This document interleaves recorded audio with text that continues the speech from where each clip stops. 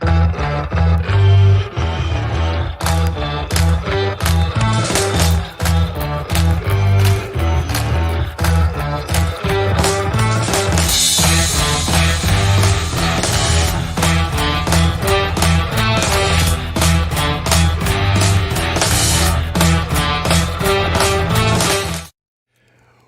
good evening, everybody. Welcome to this week's episode of Communications and Cigars. I'm your host, John, and thank you for tuning in. Got a kind of a fun episode tonight. Kind of a little bit of a continuation off our last episode that we did when we kind of talked about some of the like Zello interfaces and gateway links and everything like that.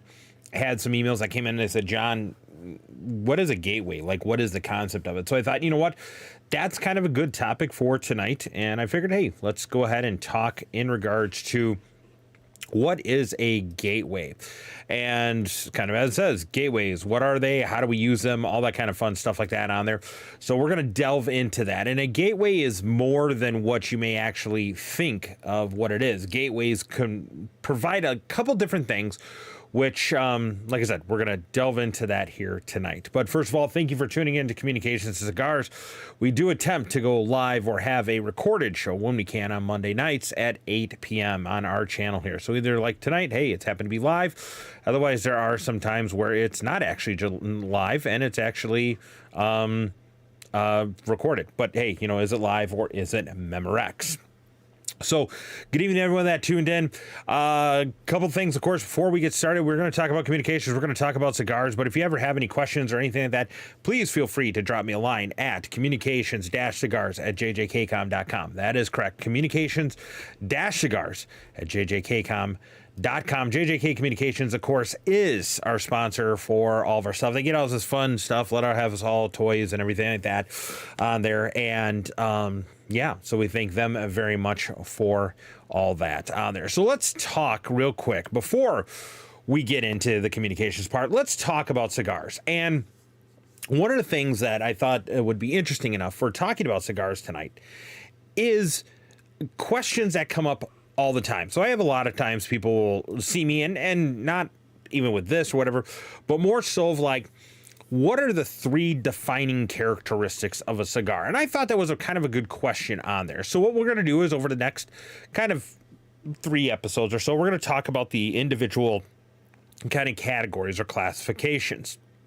So there's 3 main things when you're talking about cigars that really are going to make a cigar work for you or not. And that is going to be flavor, there's going to be body, and that is going to be strength. So flavor, body, and strength. Now, you see me kind of looking at my screen up here every once in a while. That's because when you get into cigars, it's not just like, do I want regular or menthol or whatever. There's a whole wide variety of things when it comes to cigars that really kind of hone in and really define things or not define things, what you want on there. So we're going to talk tonight real quick about flavor. So obviously the obvious one, flavor. And flavor is what you get from actually smoking the cigar, as well as the level of flavor. Now, you're saying, well, cigars are just cigars, right? Well, no, some are dipped, some are flavored, some have a whole different series of things. One of the first flavored cigars that I fell in love with was actually the Macanudo bourbons. They're bourbon dipped and delicious on there. And what they actually do is they actually take and roll the cigar, make the cigars normal. But what they'll do is they will infuse or basically dip the cigar in bourbon and then let it kind of dry out so that all that bourbon flavor stays in there. There are other ones. Now, there you're going to hear people, and this is kind of funny because some people either like them or they don't, like the acid cigars. Some people like acid cigars. Some people don't like acid cigars. Acid tends to have a little bit more of a sweeter aroma. Some cigars are going to have a very strong flavor of something else. Like some may have, I've seen ones that have had sort of like a wine kind of taste to it. I've had ones that have had a strong oak taste to it. And there's a whole variety of flavors in cigars. Now, do all cigars have to have flavors? No, they don't. It's all up to you in regards to, hey, if you want a cigar that has a flavor or if you don't. And really, it's going to be a pleasurable palate thing, okay? A good example is like, okay, Why do some people like seafood than others? And then when you have seafood, why do you like certain types of seafood? And what do you like on your seafood? You know, do you like butter? Do you like lemon? What gives it that flavor? Do you like pepper? Those kind of things. Like hamburgers, steaks, all those kind of things. Everything has a flavor to it, and that's what cigars have. Now, some people say, well, if you have a very flavorful, sweet tasting cigar, well, then it's not really a cigar. Well, no, I tend to disagree, because the flavor is another important part of how the cigar is made. That tells you how it's crafted in there, because I've had some cigars that are quote unquote flavored. And what ends up happening is that the flavor is quickly gone after only smoking just a little bit of it. Alrighty. And the other thing that flavor also adds to is flavor can help you get over sometimes what they call cigar sickness. Now, I've talked about cigar sickness before, which really is you smoke a cigar that's very intense for strength and even flavor and stuff. And what happens is you smoke it so much, you get dizzy, you get weak. It kind of almost feels like you're having like a you're going to pass out or something like that on there.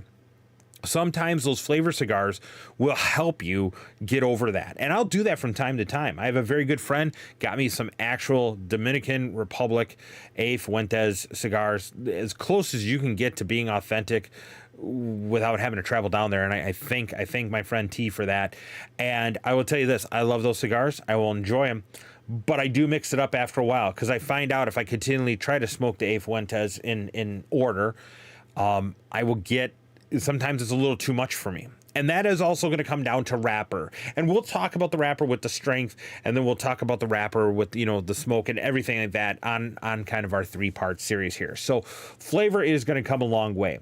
One of the ones that I actually real quick enjoy actually around Christmas time is I actually like the Drew Estates and then the Java Mint. Those are very nice. They have a nice minty flavor. I think it goes well for the holidays. I will occasionally like to also go if I'm out and about and it's a nice beautiful summer night and I'm not playing public safety or anything like that, I may enjoy a nice Java Mint cigar with what I would consider a nice adult liquid comedy beverage. So that is the little bit of cigars tonight, but let's jump into our main thing, which is going to talk about gateways. So what is a gateway? Well, a gateway is, unlike I see in the chat, not the computer from the 90s, as we're talking about here. But what a gateway is literally, like they say, a gateway to something. Now, lots of times people will get the concept of a controller and a gateway confused. So let's start out with going down to understanding what a controller is, first of all. So a controller acts as a in one, out the other. All right, and as you see on the diagram here, this is your standard type of repeater. You have a transmitter side of the block diagram, you have a receiver side of the block diagram, and then you have a controller. And what that controller does is that when the receiver receives a signal and it matches certain criteria that the controller says, oh, you must match. So we're talking like maybe PL tone or signaling tone or something, whatever the case may be. The controller will say, oh, I hear the signal. Now I need to pass and route that audio and any other signaling and anything else from the controller to the transmitter. So that is a controller. Controllers are usually unidirectional, but there are some bidirectional controllers when you're using it in a link setting. But as you'll see after tonight, that term controller really, I feel, is kind of in a repeater setup where you have a receiver and a transmitter. Once you start to hit the level of going and adding in a receiver and a transmitter, now what you're going to be doing is now you're taking it to the next level, and now you're saying, okay, wait a minute here, I need bidirectional, I need audio paths, I need all this kind of stuff like that on there. So now what's going to happen is that we need a gateway, and that gateway is going to pass a signal. And usually with a gateway, when you're passing a signal, you truly are passing multiple signals. And what I mean by multiple signals is I mean signal is coming in, and then signal is going out. Signal is coming in, signal is going out. But it's not all one way. It's not, in essence, a river. It's not a flow through, as you see in the controller here. Receiver into controller into transmitter. Now what you're starting to have happen is that with a gateway, you can have multiple audio sources, multiple signals coming in, and that gateway is connecting it to the left, to the right, however it needs to connect, however it is set up in that regards. So once again, on the screen, controller right now. Now, let's go ahead and take a look at a concept of a gateway. Now, there's two kind of concepts. Let me actually pull up this one. This one's probably going to be the easier one. And this one is if you're coming from the amateur world, you're going to be probably more apt to do it, more understanding of what to do in this case. And that is looking at a simple RF gateway. Now, once again, we're talking about an RF gateway, we're talking about bidirectional. So as you see, there's a little radio on up, right above me here. And then that is going to go ahead and go into, by RF, into what sometimes people call a donor radio, a control radio, a link radio, whatever you want to have it. That's going to receive your RF signal. And then this goes into the gateway. Once it goes into that gateway, then that gateway has two options. The gateway can connect to another radio, which is what is seen in the picture here, and then that can go out via RF and everything on there. Or there's the other gateway, which then starts to utilize concepts of VoIP and RoIP, and I'll get to that in a second here. But in this concept, simple idea on there is that one radio talks into that control base, which is another term for it. And that control base, though, in this case, as you see, is that, and I'm sorry for the bad picture, it's the budget is spent on cigars here and not usually the graphics for the production team. But with that being said, we're still working here. That is physically connected to another radio in this gateway setup.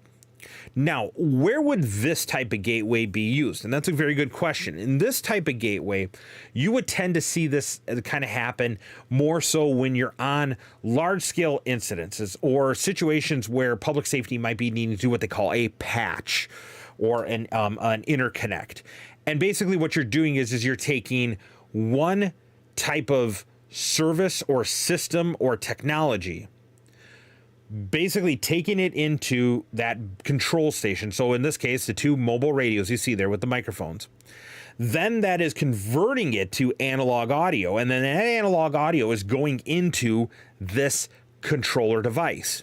All right, or gateway. Sorry, I'm using the terms wrong. Gateway.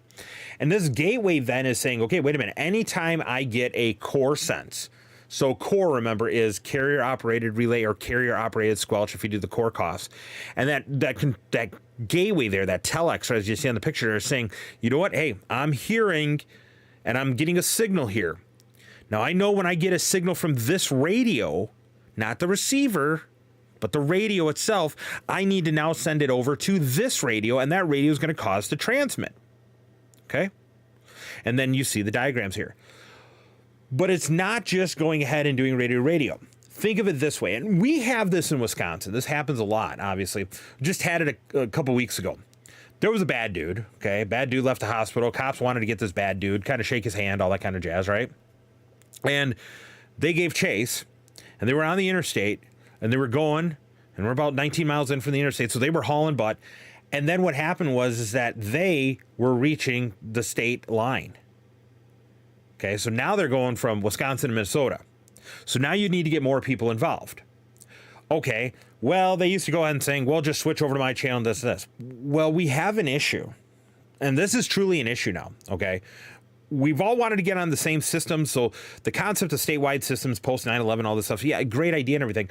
But what you have now is you have different competing type of state systems. So Minnesota, for example, is what they call the Armor system, which is a digital 800 megahertz P25 trunking. There's no P25 trunking. There's no standard for P25 trunking. There's P25, and they use a trunking format for it. So 800 digital, P25 digital, that is, and trunking. In Wisconsin, the local county where I'm in, they're not on the state system, but they are VHF P25 conventional. So now you got an issue. Now we're trying to put square peg round hole kind of situation, right? How are you going to get the two to talk? Gateway, or in this case, they called it a patch. Because guess what? Councils, dispatch councils act like what a gateway is. they can take and connect the different control bases, base radios, mobile radios, whatever you want, and then they can connect those two together. And then by doing that, they hit a button, they hit a switch. So that is what, in essence, this is a common gateway. Now, does it have to be in a dispatch console? No. Do a lot of comms trailers and stuff like that have those kind of devices? Yes, they do. They have, and if anybody's in it, they're going to know when I say names like such as JPS, you know, who else is out there right now? I'm sure people can help me out here, but JPS is a big one. I think, oh my God, I can't even remember who else. JPS is also made by someone also too there, but there's a lot of them that are out there. And in essence, what happens is that they have these devices, once again, that they can patch. And the cool part about doing these gateways, though, is that when you have the gateways, you can literally, and in essence, get the cables for your device and connect them together. So in this case, if your gateway is the JPS voter system, okay, not a voter system, but a gateway system, okay, an ACU 1000, that was the model I was trying to think of.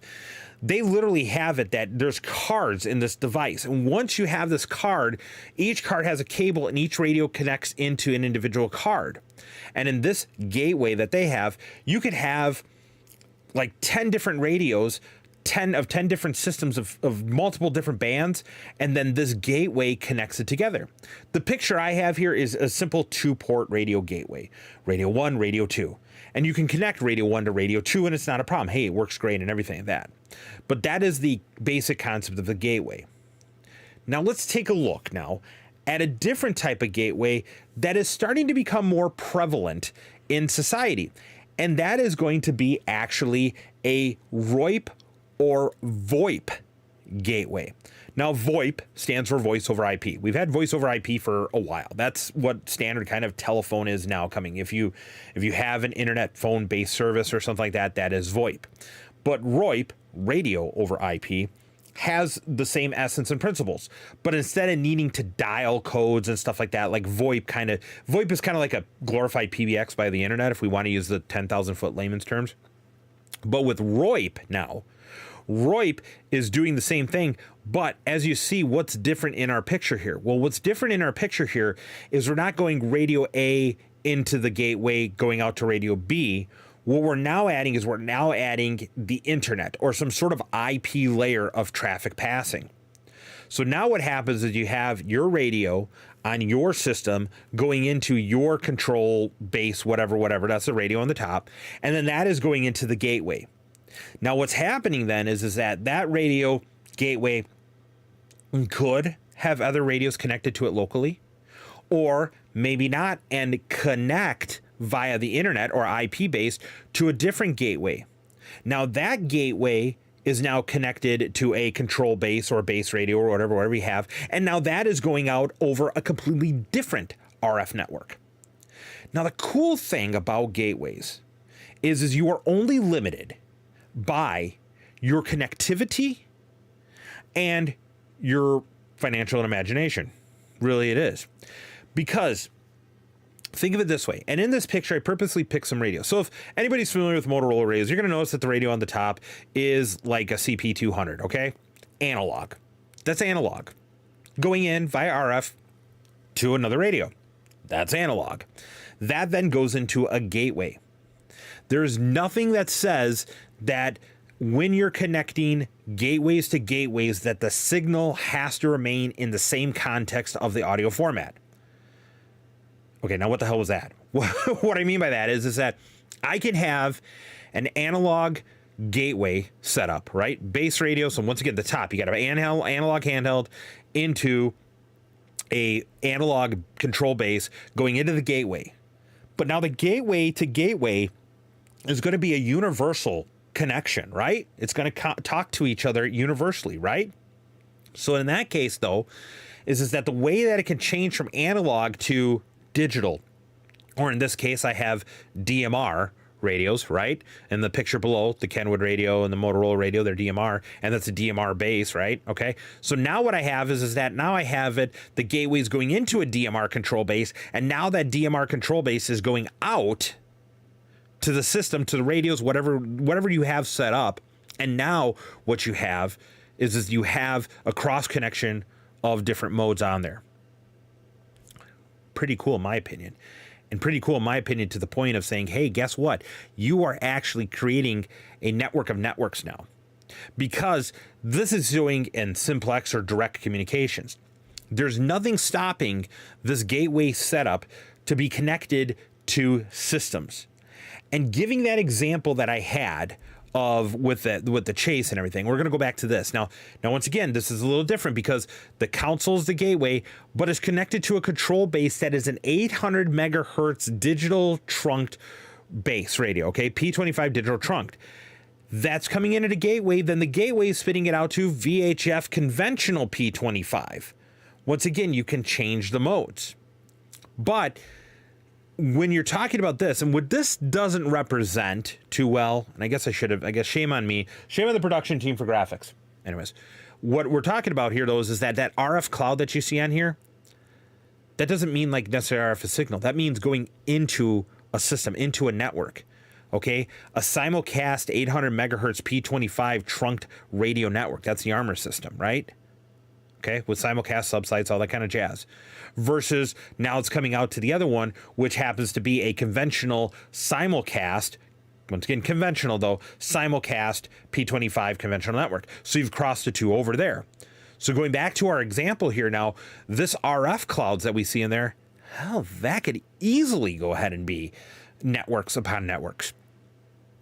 Businesses have actually been doing this for a while, alrighty, and believe it or not, it's been very successful. And the way it works very successful in business is when you are using or trying to connect sites together, if you have a multi-site network of different modes. So for example, there's a company that I know that very familiar with from some of the stuff they are in back in the professional radio days. I was going along and I worked with them.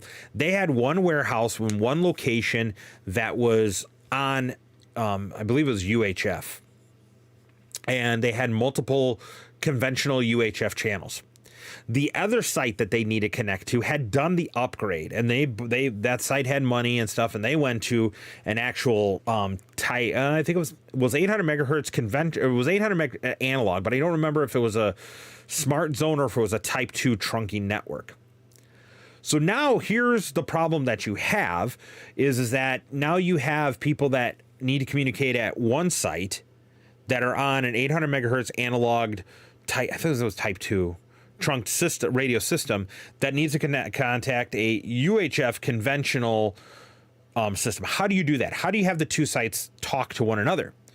Now, obviously, if you're within the same type of technology, lots of times the technology will allow to do it. Okay, so Motorola has solutions, Kenwood has solutions, everybody has solutions on there where basically you can like IP link stuff together now if you're within the same thing. So for an example, this is why DMR is popular in the business world, because you have two talk paths, you can link the two repeaters together.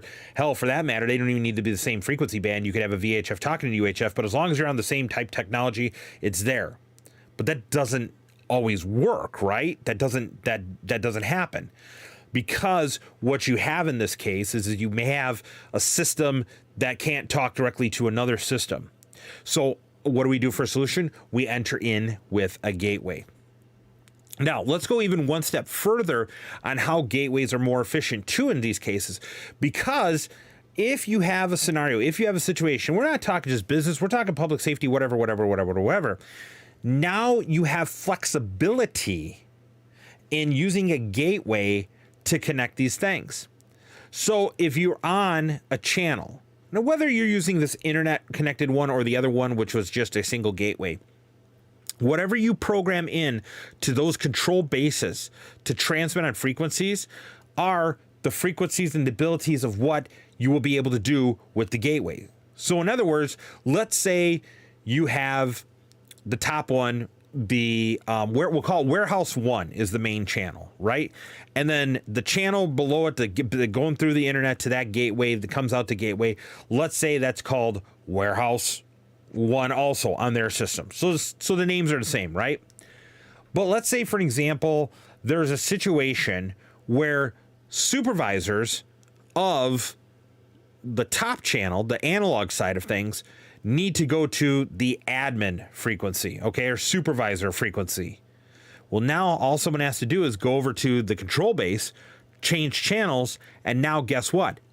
Now the analog supervisor channel on the top gateway is now communicating with the digital warehouse 1 channel on the bottom gateway on there. So that's kind of the neat part in flexibility. The other thing too is the concept of gateways is also another thing too, is you don't have to think of it as being they have to be separate places. Okay. You can easily have overlapping coverage because of things and demands that you need. Alrighty. That's kind of what a lot of the digital push is for out there right now. If you take a look, always one of the things that have been hailed for people that are trying to move from an analog radio system to a digital radio system is the backwards compatibility to migrate at your own terms and migrate at your own costs and everything like that. Okay, that's fine. But if you have a large scale area and you need to migrate things over, there's cost prohibition sometimes. And especially when you look at business networks, that's a cost prohibition in saying, okay, wait a minute, I have to have infrastructure, I have to have new radios, I have to have this, I have to have this, I have to have this. And in these days, in this day and age, possible recession, depression, financial things, banks, whatever, all the stuff we hear about every day, right? How can a business migrate on their own terms and use the technology effectively? And that kind of comes down to, once again, here is this gateway concept. No one says that this has to be in a certain scenario. You could be running the two systems. You could be running the top system, which is still running an analog system, and then your bottom system is running a digital system. Or maybe better yet, one of the people and customers that I had a long time ago was a big manufacturing place that did wood products, okay? And I worked with them and things. What they actually had is they had a scenario where they had delivery drivers of product that would use CB radios. Now you're saying, who the hell uses CB radios? But north of Highway 8 guys kind of thing, okay? But anyways, northern Wisconsin, that is. But what happened though is in that case is that the truckers would come into the field. But here's what it is the person that was running the yard, he had to have two radios on him. He had to have a CB radio, and he had to have a regular UHF portable radio, okay? And the UHF portable radio would be able to talk to the inside, because what would happen is that product would come in, they'd have to unload the product in the yard, they'd put it onto a conveyor system, and then they would go in there. And then so what would have to happen is you'd have to coordinate the trucks coming in. They had CB, okay? I believe channel 23 is what I think it was, if I remember correctly. But anyways, they come into the yard, they unload. Then when the inside manufacturing plant part was saying, hey, Tony, we need more product. Can you go ahead and send in 20 more units? Okay, so he's having to do this radio. Now what happened is that ended up going ahead and creating issues, because now he has to have two radios. What was the solution? Solution was a gateway here. And the gateway concept really helped out, because now you could take a CB radio, connect it to a gateway, and then that gateway would be able to then go ahead and communicate it with UHF. So now what happened is that the inside went along and needed to contact the outside in the yard, or the yard, and they had to hear one another and everything. How do you facilitate that without having people carry two radios, especially because you're dealing with two different frequency bands and two different types of modes of technology? CB AM, so 27 megahertz AM, where you're dealing with UHF analog conventional, you see what I'm saying? So that's where a gateway kind of comes into play. Now, how does this tie into last week, if some people are wondering? Well, these gateway devices don't need to be in this kind of scenarios where we're saying radio to radio. If we were to go ahead and take this picture and take out that whole bottom row of the gateway stuff on there, so get rid of that bottom gateway, get rid of that those Kenwood and the two portables on the bottom, get rid of that completely. Why couldn't it just be hooked up to a computer? And if the computer is using a push to talk over cellular, guess what? That makes sense. That makes sense. That's how you can cross over these push to talk over cellulars or POC networks over to these actual RF networks. And I know we talked about last week, or the last episode, I should say, about how there was different ones out there and using the URIX or using the Digi rig and stuff like that on there. But this is another solution. And this solution is a tried and true method also too. These devices usually can hook up. But once again, as I stated, you're limited by your imagination. You're limited, of course, by your budget, and you're going to be limited by, I guess, resources for it too. Because that's the drawback to these. You're going to have to buy a gateway device, you have to buy a control base, and you have to buy some sort of connections. Making connections, that's the fun part, in my opinion. I mean, I'm an analog tech sometimes in a digital world. And I mean, I make stuff all the time. I mean, I go to Micro Center, which is not too far from me, over in the Twin Cities, and every time I see the DB25 to Ethernet adapter, like cord or plugs, I guess, I don't know how you would say it, but RJ45 type jacks, I swoop them up and stuff like that, because those are great for interfacing into radios. Radios have 25 pins or other kind of pins like that on there. These make it really, really super easy to use. So that's a little bit about gateways. But you know what? Wouldn't be the show unless it was this time.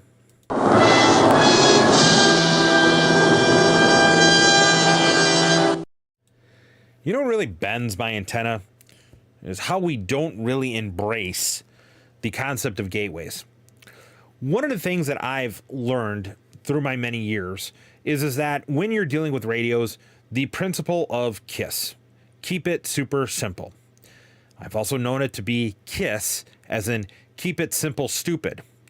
And the reason I say that is because it is a heck of a lot easier to go ahead and have a design or a concept that has less links and less failures to take place. Gateways are no different, okay? Yes, does gateways kind of present single point failures in a system? Yeah, it does. But one of the concepts of gateways is that while a failure could occur, and a failure could occur in anything. Okay, if your repeater antenna gets struck by lightning, your repeater's off the air, right? If you have a internet linked repeater system, okay, when we're talking amateur business, whatever the case may be, if you lose the internet, you're no longer linked. So yes, single point failures do occur in everything. But what I'm talking about is more so of a point failure of technology versus physical equipment failure. And that's what is something that really, really is important. You can easily find out and contact any radio shop or anything that you want to do tomorrow. And I'll give you a challenge to do it. And one of the things that they're going to tell you about is to, get this big, huge software device or this computer that does this and this and this and this and this and this and can do all these things and blah, blah, blah, blah, blah, blah, blah. Yeah, there's our computers that do that. However, it adds another dangerous cog, in my opinion, once again, my opinion, into the wheel.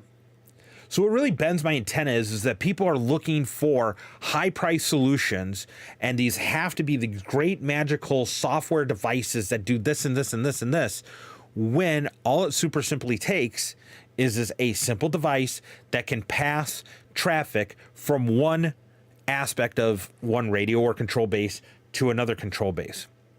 The other thing about gateways, which I really enjoy and I really like over having a lot of these newer technology or computer-based type interfaces of gateways, is the usage of core and COS. Core sense, COS sense, once again, carrier operated relay, carrier operated squelch are so dang important, folks. I can't even begin to tell you enough. They are going to be the ones that when your radio receives, gives a signal to the gateway to say, hey, listen up, compared to having devices that are not core and COS and are actually done by Vox. What would be a better conversation to have with me here? Core, that as I'm talking into my microphone, the microphone is giving a sense and the audio is going down there, or to have one that's actually Vox. So as you see me turning the volume up and down, it's simulating how if I pause or something like that, Vox may cut out. That is going to cause problems, especially if you're going across networks that require key ups and networks. Okay. When you're talking simplex, gateways don't have an issue. Point A to point B. Frequency A on this band, this mode, whatever, goes out to frequency B on this band and this mode also. Okay. But when you start adding complexity of, oh, this system needs to receive it, send it through the gateway, and this system hears it and needs to send it out on the other side of the gateway, but it has to wait for system access or a key up tone, man, that creates an issue when you're trying to do Vox on there. And that really is problematic. However, the other thing that also comes into play here is what really bends my antenna is that, you know what? It takes a great deal of discipline when you're using a radio system that is using a gateway. If you do not wait, if you key up and talk right away and stuff like that, your transmissions are going to get cut off. You're going to have problems. It's going to suck for you. So this is where, when you're using a gateway or a complex system such as this, you need to have the training and you need to have the understanding fall into play on that. And if you don't, if we lack the training, if we lack the understanding of knowledge of gateways or how to use them in systems, you are going to have more communications issues and failures with no one's fault, but in essence your own, because you didn't provide any sort of training. And that, folks, this week's Bend My Antenna. Alrighty, well, thank you very much for tuning into the live episode. I hope it was something worthwhile for you. I've worked on a lot of gateways in my day. Kind of a fun part I really wanted to kind of say was I actually worked on gateways with some paging companies. Now, if you want to talk about a gateway, that is a gateway and a half. That would receive the signal from satellite. Then satellite would come in, and then it would have a timing circuit, and then that timing circuit would go into the transmitter and stuff on there. So talk about a gateway, it's there. And gateways have been around for so long. It's coming there. In the amateur side of things, I run a couple cross-moded things, and I will tell you what, instead of doing network configurations where network can fails and internets and stuff and everything like that goes down, I will tell you, this new system that I'm working on and building on that aspect is going to be 100% gateway-based, especially because we're staying on certain frequencies or certain whatever on there. So until then, want to wish everybody and stay a happy spring, because today, this show is the first day of spring. I want everybody to stay safe. The weather's getting better. If you're in Wisconsin, we are in our third pre-spring, so that's coming right around the corner. But soon, cigar weather will be out, and we'll probably be back out, as we said, when the weather gets better, doing a live show out on the porch. Until then, everybody, stay safe. 73s, and if you got them, smoke them and enjoy them.